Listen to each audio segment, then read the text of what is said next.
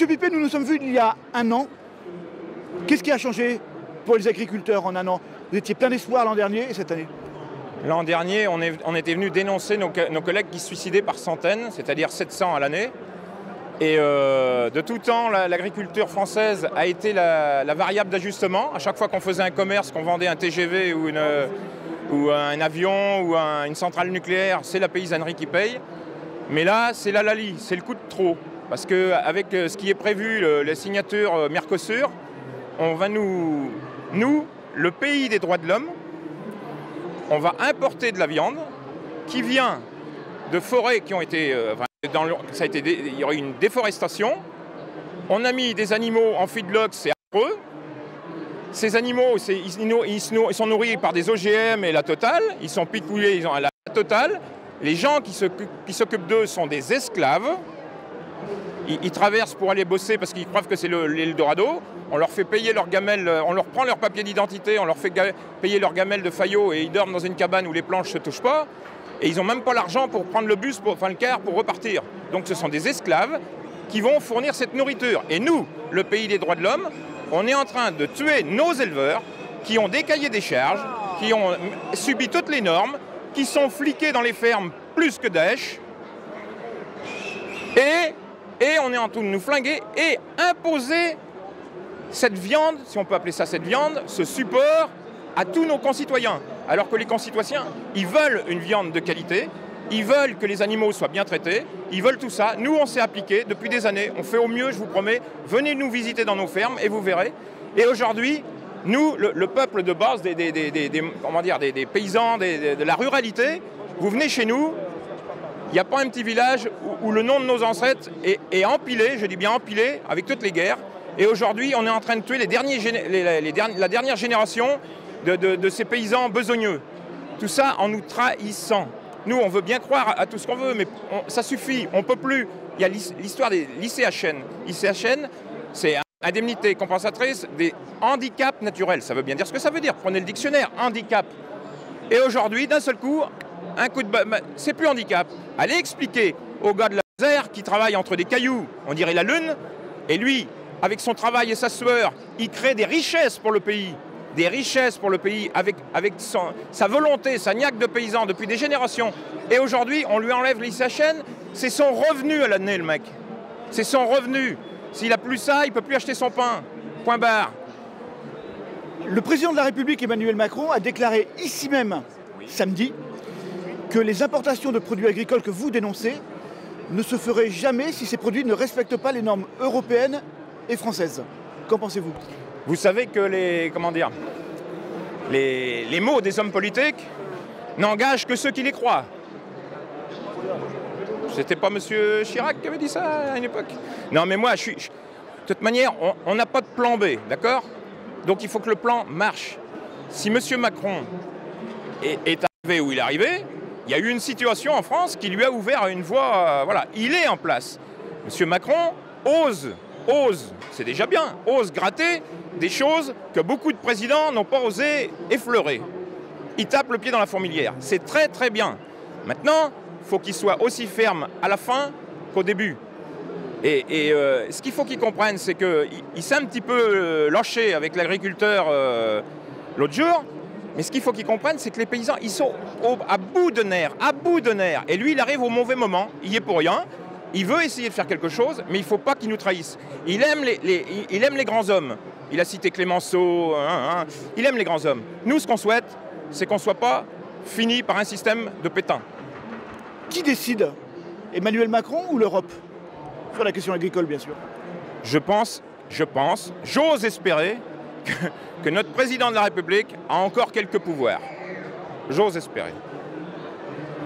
Aujourd'hui, quelle est la situation du monde agricole? Vous parliez tout à l'heure, et nous en avions parlé l'an dernier, de très nombreux suicides. Oui.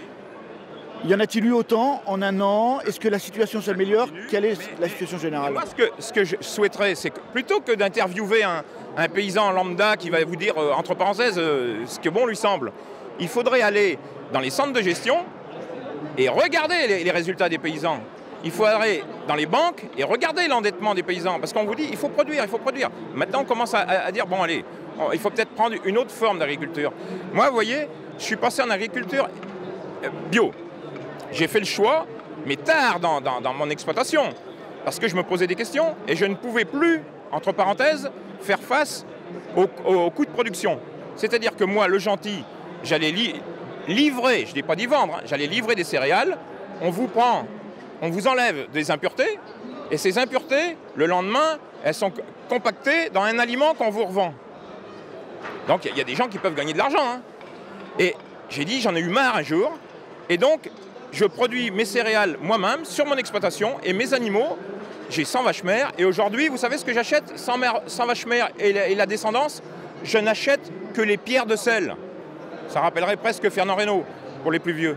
Et donc, si vous voulez, j'ai fait des céréales, c'est-à-dire du triticale petit pois, du métail, ce qui fait que le petit pois apporte, enfin c'est un peu technique, mais apporte l'azote pour l'autre plante. Le triticale sert de titeur au petit pois, enfin ils s'aiment bien tous les deux, et on n'est pas obligé d'employer d'engrais chimiques. Je récolte ça, ça me fait ma farine pour mes animaux, et au lieu de faire des céréales, j'ai fait de la luzerne. Cette luzerne m'apporte les protéines, c'est-à-dire que j'ai fait un acte paysan citoyen de la planète, c'est-à-dire qu'au lieu d'importer des tourteaux de soja ou quel que soit machin, des bateaux qui polluent et tout ça, et de la déforestation à l'autre bout, je produis chez moi, local, et mes vaches, elles mangent ce qu'il y a dans le champ. Voilà. Et depuis, je ne dis pas que je suis plus riche, mais je dois moins d'argent, je dors mieux, et je suis satisfait de faire cette nourriture pour mes concitoyens. Et que pensez-vous de la suppression, de l'interdiction, pardon, des produits Monsanto comme le Roundup? On en a beaucoup parlé ces mois derniers, on n'en parle plus aujourd'hui. Qu'en pensez-vous? Alors, je pense qu'il y a des choses à faire. La société se pose des questions, tout le monde se pose des questions, mais on ne peut pas passer brutalement du désherbage chimique, je veux dire, à la pierre. Mais il y a des solutions, On a actuellement, ça doit être un Breton qui a trouvé l'équivalent du... Voilà, je sais pas, l'équivalent, mais... pour qu'il soit adapté dans le système et tout, eh ben, en France, il lui manque un papier, il lui manque un tampon. Alors, il demande, qu'est-ce qui lui manque pour qu'il soit accordé? On lui dit jamais quoi, mais il est refusé. Ben, le mec, il va partir avec son brevet aux États-Unis, et ça va y aller. La France tue la France. Alors, il y a malgré tout des filières, nous avons vu des reportages sur des agriculteurs qui ne se plaignent pas, pardonnez-moi l'expression, des filières qui gagnent de l'argent malgré tout. Pourquoi certaines filières fonctionnent correctement et d'autres agriculteurs sont vraiment dans une situation catastrophique? Déjà, il y a agriculteurs et agriculteurs. J'explique, il y a terre et terre. C'est-à-dire que quand vous êtes en Bretagne, c'est plus facile pour faire pousser de l'herbe que dans les Cévennes, Cosméjean, hein, vous êtes d'accord avec moi? Donc il y en a qui ont un environnement et un biotope favorable à une production et évidemment ils s'en sortent un peu mieux. Mais d'une manière générale, le monde paysan ne s'enrichit pas en ce moment. Comment imaginez-vous votre métier, un peu de prospective, votre métier dans 10 ans, 20 ans, 50 ans? Est-ce que, alors on sera plus là à tous, mais est-ce que, en clair, est-ce que pour vous, l'agriculture française est contrainte à une mondialisation débridée, à la loi du marché, ou y a-t-il encore du travail pour vous, agriculteurs amoureux de la terre? Alors moi, je dis que beaucoup d'hommes politiques m'ont déçu. Hein. J'ai 62 ans, donc j'ai eu le temps d'en entendre. Je disais l'autre jour, M. Macron a invité des jeunes. Je dis, c'est plus facile en tant que berger de manipuler des agneaux que de manipuler des vieux béliers. D'accord? Bon, ça vaut ce que ça vaut. Mais je veux croire encore, cette France est un pays riche, énormément riche, de terroirs différents. On a des cartes incroyables. La preuve, c'est que tout le monde veut acheter notre pays et tout le monde vient le visiter. Pourquoi? Pour les paysages et pour ce qu'il y a dedans au niveau gustatif. Mais demain, si le Mercosur nous asphyxie, vous allez voir des Pyrénées aux Ardennes des épines et ça ne sera plus des marchands de tracteurs qu'il faudra, ce sera des marchands de canadaires. Alors on peut expliquer peut-être aux téléspectateurs qui vont vous regarder la différence dans ces mots qui paraissent, dans ces termes un peu barbares, entre le CETA, le TAFTA, le Mercosur. Vous pouvez nous faire juste une petite explication rapide? Tout ça, ce sont des accords commerciaux qui font que ça va lever le système de TVA et tout ça entre pays. Et nous, on va devoir travailler avec des gens qui n'ont pas les mêmes contraintes que nous. Excusez-moi, mais on a gagné la Coupe du Monde au foot un jour. Imaginez les autres qui jouent au foot normalement, et nous les Français, on a les deux chaussures attachées avec les mêmes lacets, et on nous dit il faut gagner. C'est pas possible. C'est pas possible. Pourquoi importer autant de produits faits à l'étranger? La France n'a pas suffisamment d'agriculteurs pour les produire, ces produits? Mais si, on a suffisamment, et de faire du bon, et de ceci, cela. Mais, je vous ai dit, vous n'avez pas écouté, variable d'ajustement. C'est-à-dire que si on veut faire du business avec les autres pays, si on veut aller vers ces pays émergents qui vont tout acheter, eh ben, on sacrifie l'agriculture. Parce que même les pays qui sont très pauvres au niveau, qui n'ont pas de stock alimentaire, lorsqu'ils font un commerce avec la France ou quoi, dans le petit contrat, il faut qu'on accepte minimum 30% de leurs produits. Au minimum, 30%. Mais moi, ce que j'attends un jour, c'est que ces pays émergents construisent eux-mêmes leur A380, eux-mêmes leur TGV, eux-mêmes leur centrale nucléaire, et on verra à ce moment-là. Mais à ce moment-là, si l'agriculture française est morte, on sera dépendant de qui pour manger? On se rappelle des Américains. Enfin, je suis suffisamment vieux pour me rappeler des Américains et les Russes avec la spatiale. Et les Américains ont eu les Russes avec du blé. On est d'accord? De tout temps, les gars, ils étaient dans la grotte. Ils ont tué l'autre qui avait tué l'antilope parce qu'il voulait manger. Et celui qui détient la nourriture et l'eau potable sera le roi de la planète. Quels seront les grands gagnants de ces accords qui sont mis en place? Il y a toujours quelqu'un qui gagne quelque part dans ces affaires-là, à votre avis? Pour l'instant, ça peut profiter qu'à l'industrie, la technologie française. J'ai rien, moi, je suis français aussi, cocorico, je suis content, mais à condition qu'on ne nous flingue pas. Je vais vous rappeler un exemple, l'exemple russe. On n'a pas livré les bateaux, Poutine a fait son boycott, on est 66 millions d'habitants en France, le boycott, il a été sur les produits alimentaires, le lait, la viande, les céréales, pas le vin, parce que Poutine, il a un copain qui s'appelle Depardieu. Donc ça a été épargné. Et donc, dans la nuit, quand M. Poutine a décidé de faire le boycott, il a pénalisé qui? Ces producteurs-là. C'est-à-dire que sur 66 millions d'habitants en France, le dentiste, il n'a rien vu avec le boycott Poutine. Le marchand de fleurs non plus, le taxi parisien non plus. Mais le paysan, dans la nuit, il a été condamné. Voilà. Donc, pour une décision politique, c'est pas le peuple français qui a payé. C'est 350 000 paysans. L'an dernier, nous avions parlé beaucoup de la grande distribution. Nous avons vu ces dernières 24 heures ou 48 heures des actions d'agriculteurs dans des centres commerciaux, notamment l'ancienne Leclerc qui clame haut et fort que les marges qu'elle applique sont correctes et qu'elle redistribue beaucoup aux distributeurs. Est-ce que sur le front de la grande distribution, ça s'est amélioré? Autrement dit, est-ce que la grande distribution continue à marger énormément sur vos produits et vous continuez à vendre à perte? Franchement, je n'ai pas la comptabilité des grandes distributions. Ce que je sais, c'est que nous... Vous vendez à perte, vous, encore aujourd'hui, agriculteurs? Bien sûr. Et alors, je suis passé en bio, d'accord? J'entends une journaliste un de ces soirs dire on sera bien obligé d'acheter ailleurs si les paysans ne fournissent pas assez de viande. Vous rigolez? J'avais des animaux bio prêts à partir à la boucherie au mois de novembre. J'en ai encore 2 dans mon étable depuis le mois de novembre. Alors ce qu'il faut bien que les téléspectateurs comprennent, c'est qu'un animal du vivant, ça mange. Et où il y a la vie, il y a la mort. C'est-à-dire qu'au milieu, il peut se casser une patte, il peut arriver, tout ça. Donc vous emmenez votre animal dans un état d'engraissement qu'il faut pour que la viande soit bonne. Et à partir de ce jour-là, au niveau gestion, c'est ce jour-là qu'il faut la vendre. Et depuis le mois de novembre, j'ai continué de nourrir mes animaux. C'est-à-dire que depuis le mois de novembre, ils ont mangé le bénéfice, une partie du bénéfice que j'aurais dû faire. Vous voyez? Et en ayant le risque qu'il se casse une patte et qu'il soit déclassé. Et tout ça, c'est uniquement à mes frais. Alors quand j'entends dire on ne produit pas assez de viande, donc on est obligé d'en acheter à l'extérieur, mais moi je vous invite dans les fermes où la viande se stocke et on ne nous l'achète pas, ou on nous l'achète en dessous le coût de production. Quelle est votre situation à vous, très concrètement? Quelle est la valeur de votre ferme? Comment vivez-vous votre métier d'agriculteur? Bon, ça le fait ce que vous le dira, mieux que moi, mais ils vont s'en occuper, même la gentille aimait ça. Mais moi, théoriquement, je devrais même être à la retraite, ou je veux dire à la pêche, je devrais être à la retraite. Si je suis là, c'est parce que je vois que je ne peux pas accepter que la valeur de notre pays soit méprisée comme ça, que des gens qui se lèvent depuis le matin, que c'est les premiers à ouvrir la lumière dans les salles de traite et tout, c'est eux qui se lèvent dans les premiers de la France pour créer de la richesse, et aujourd'hui on ne peut plus payer on peut plus faire face à nos factures, ou alors en décalé de misère, en faisant des emprunts. Donc on fait vivre toujours les banques et tout ça. Ma situation, je devrais être à la retraite, j'ai une exploitation. Les mises aux normes m'ont obligé, pour continuer d'avoir des vaches bien traitées, 15 mètres carrés de paille, couverts et tout. Ça n'existe pas, ça, dans le Mercosur, on est bien d'accord. Hein. Donc, j'ai investi de l'argent que je n'avais pas, 220 000 €, pour faire des bâtiments pour mes vaches. On vous oblige à prendre des crédits, il faut le préciser. Vous êtes obligé d'aller à... Moi, j'ai pas 220 000 € dans ma poche. Et si je veux continuer d'élever des vaches, il faut que mes vaches soient dans un bâtiment aux normes. Donc, je mets le bâtiment aux normes. Et à la fin, l'État, qui m'oblige à ça, achète de la viande suspecte dans ces pays-là pour faire du commerce autre. Voilà, donc on se sent beaucoup trahi. Alors, les belles paroles, les trucs d'annonce de M. Macron, c'est comme, comment dire, de voir l'oasis dans le désert.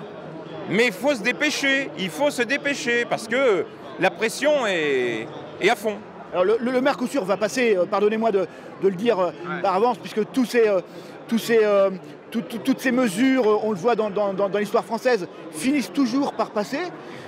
Les agriculteurs, notamment bretons, se sont très énervés il y a quelques semaines. Est-ce qu'on peut imaginer un grand conflit agricole en France, comme dans les années 70 et les années 80 ? Est-ce que vous sentez votre profession prête aujourd'hui à aller dans la rue, à mettre les politiques devant leurs responsabilités ? Je ne suis pas un devin. Vous le souhaitez sinon ? Toutes les manifestations que j'ai faites, je les fais simplement avec ma fourche. Ma fourche qui symbolise la jacquerie paysanne. Mais attention, il ne faut pas se tromper. Ce n'est pas pour faire un appel à la révolte. C'est pour faire comprendre que la révolte est latente. Parce que le gars au bord de la mer qui met le drapeau rouge, ce n'est pas lui qui appelle la tempête. Il signale que la tempête arrive. Et moi, avec ma fourche, qui est symbolique de la jacquerie, je veux signaler que derrière c'est chaud. Et on est en train de faire perdre la raison aux gens, c'est-à-dire ceux qui se suicident, ceux qui divorcent, on leur fait perdre la raison. Alors un jour, quelqu'un qui a perdu la raison, on ne peut plus le raisonner. Édouard Philippe et Emmanuel Macron vous écoutent, sans doute. Dites-leur un mot. Messieurs, faites en sorte que votre nom, dans cette situation, parce que n'oubliez pas que nous travaillons pour nourrir le peuple français. Et nous entretenons nos pays au mieux, avec une biodiversité. On s'applique à tout faire et on fait rentrer des choses très suspectes de tous les pays. Alors ce que je leur dis, à eux, comme à tous les autres hommes politiques, c'est que la situation, l'événement, se rappelle de leur nom dans le positif. C'est tout ce que je leur souhaite. Une toute dernière question. L'an dernier, quand nous nous sommes vus, nous étions en pleine campagne électorale, en pleine campagne présidentielle. Et je crois vous avoir demandé de mémoire si un homme politique, dans ses propositions, correspondait à vos attentes. Est-ce qu'aujourd'hui, un an après la présidentielle, un homme politique répond à vos problématiques ? Ben, c'est poivre et sel. Hein. Monsieur Macron, il nous parle des états généraux de l'alimentation. Moi, c'est ce que j'ai demandé depuis ma jeunesse. Donc, je dis, waouh, il arrive d'où ? De la Lune, en direct ? Mais qu'est-ce qu'on voit ? On voit Lactalis qui ne donne pas ses comptes, d'accord, monsieur Beignet. On voit Sodial qui a des comptes qui sont ce qu'ils sont, on est d'accord ? Parce que quand on a un trésor de guerre de 526 millions planqué dans des lobbying au Luxembourg et qu'on voit ses adhérents, éleveurs laitiers qui se lèvent tous les matins, qui se suicident et on leur donne 3,5 millions, 526 millions de trésors de guerre. Mais je pense qu'il y a des révolutions qui ont démarré avec moi, c'est tout. Par contre, ce que je dirais, c'est pas une... Comment dire ? Je dirais à M. Macron, personnellement, il a dit à des moments, c'est à vous de prendre votre destin en main. C'est à vous de prendre votre destin en main. Alors, j'ai retenu 2-3 trucs de l'histoire, et il m'arrivait, je pense, qu'en 1789, le roi n'avait même pas ouvert une porte comme ça. Donc vous êtes plein d'espoir aujourd'hui ? J'aimerais que les propos, les paroles qui ont été dites deviennent des réalités. Et là, on sera peut-être dans un temps plus, comment dire, plus apaisé. Mais attention, ce sont des hommes politiques qui ne connaissent pas, même si c'est des grands financiers, businessmen, respect à eux, ne connaissent pas l'agriculture. Et il y a un syndicat dit majoritaire qui, lui, se dit tout connaître. Et ça fait des générations qui gouvernent notre pays. Et on voit où on en est arrivé. Donc, M. Macron, qui est un homme d'ouverture, il faudrait qu'il ouvre les oreilles avec tout le monde et qu'il écoute tout le monde. Parce qu'il y a déjà, nous, si on ne sait pas ce qu'on est capable de faire, on sait ce que les autres ont été capables de faire. On est d'accord ? Le Mercosur, tous ces projets sont prévus pour être mis en place quand? Trop tôt. Trop tôt. Trop tôt parce que je vais vous dire, ils signent ça, je suis pas là l'année prochaine, on est mort. Alors, justement... Et moi, M. Macron a dit quelque chose d'intéressant, comme quoi j'écoute ce qu'il dit. Et il a dit, ce qui m'inquiète, c'est pas les gens qui me sifflent, c'est les gens qui se révoltent plus.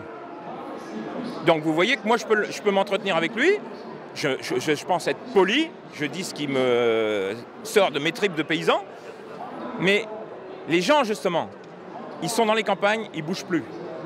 Alors il y a quelques, excusez-moi l'expression, grandes gueules comme moi, mais moi si je dois mourir, je mourrai sorti de la tranchée et pas au fond. On s'est vu l'an dernier, on en a parlé plusieurs fois. Si on se revoit l'année prochaine, vous serez toujours habillé en jaune, avec une pancarte.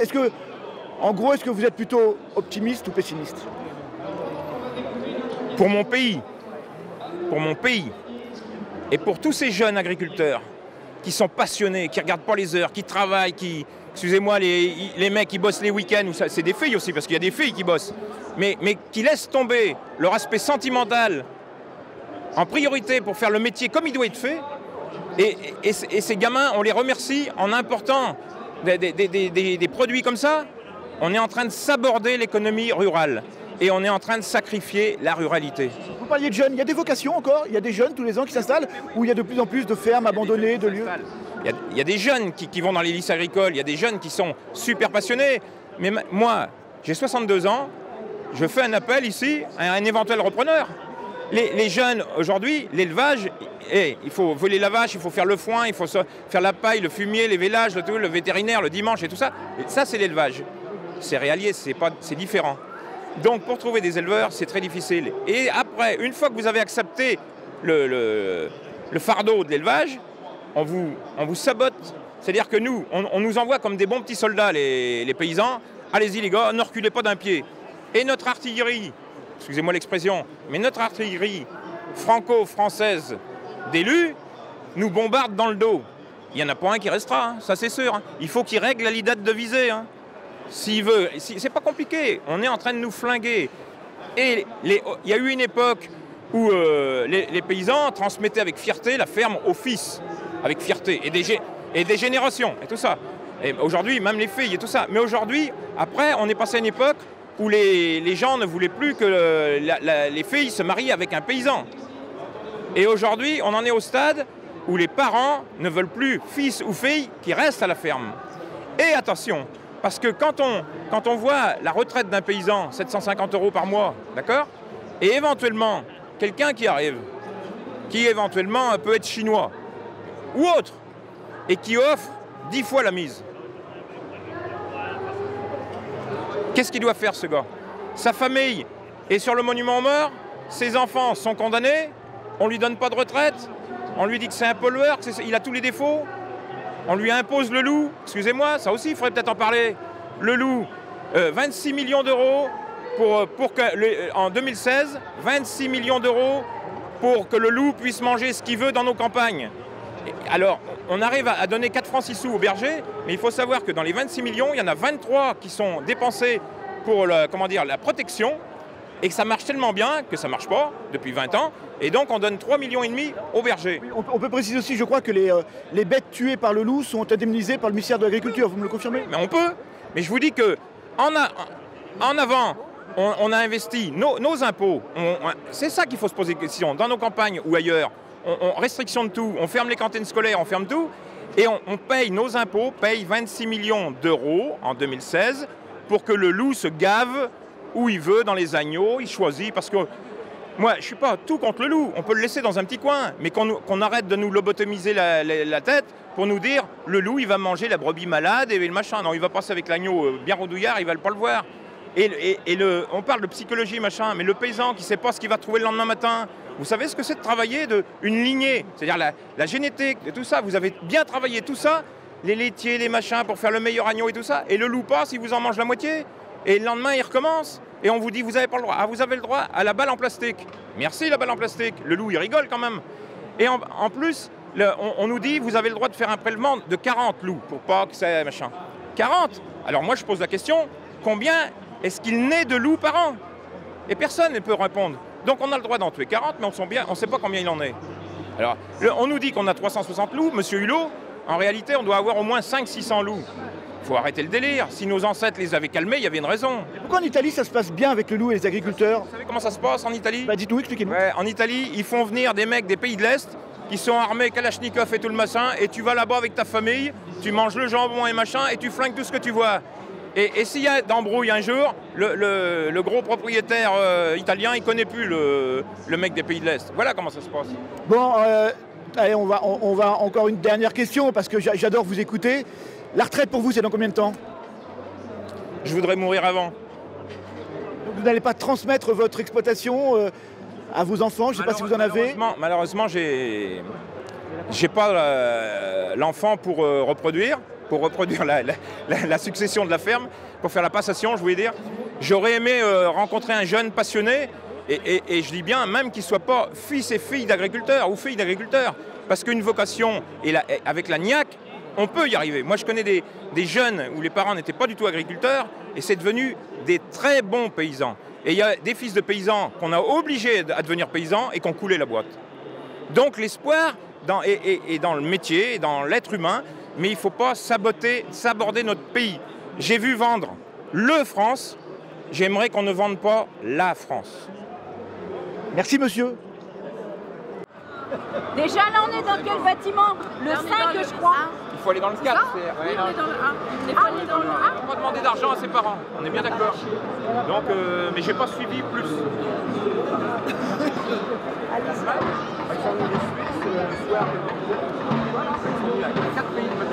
Et ils ont eux, ils se posent quand même des vraies questions. Et moi, quand ils m'ont appelé pour venir chez moi, je dis mais vous savez, on parle du cognac. Si aujourd'hui ça marche, on a passé 20 ans avec ma femme à se faire chier. Hein, ouais. Parce qu'on ne vendait pas, ou très peu. Hein. Ouais, c'est ça.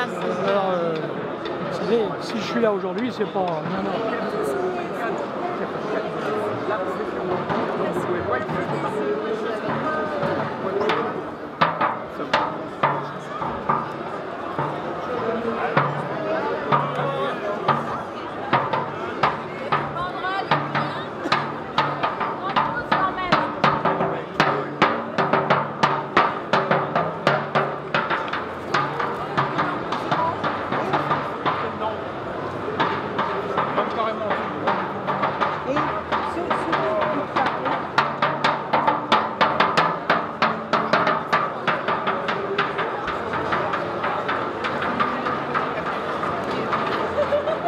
Franck